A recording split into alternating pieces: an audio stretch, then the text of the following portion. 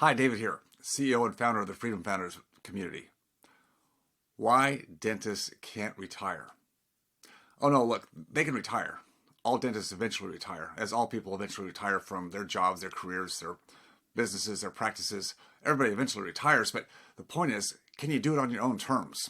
That's the critical part. And what I find is not just amazing, but really untenable is the fact that the amount of education, the risk, the cost, the years building and providing the high level of service any professional, notwithstanding dentists, provide to the public is amazing. And yet, why do so many dentists and other high income professionals not be able to transition, to slow down when they want to?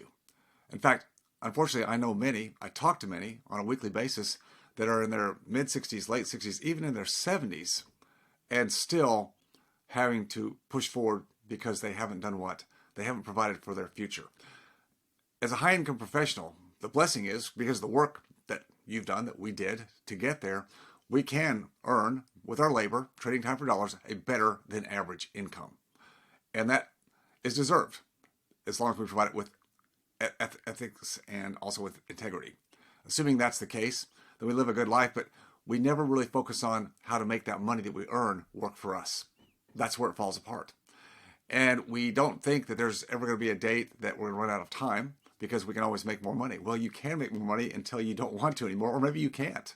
Maybe physically you can't do it anymore.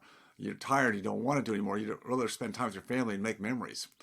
The challenge is learning how to make your money work for you.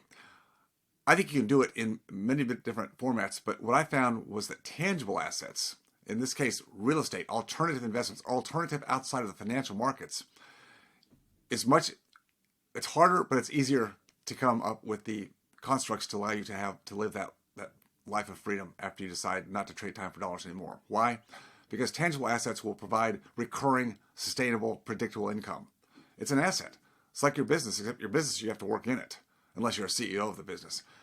With real estate, it will produce income. Now, you have to have people to manage it. You can manage it yourself. Not really something I want to do in my life, where I am right now.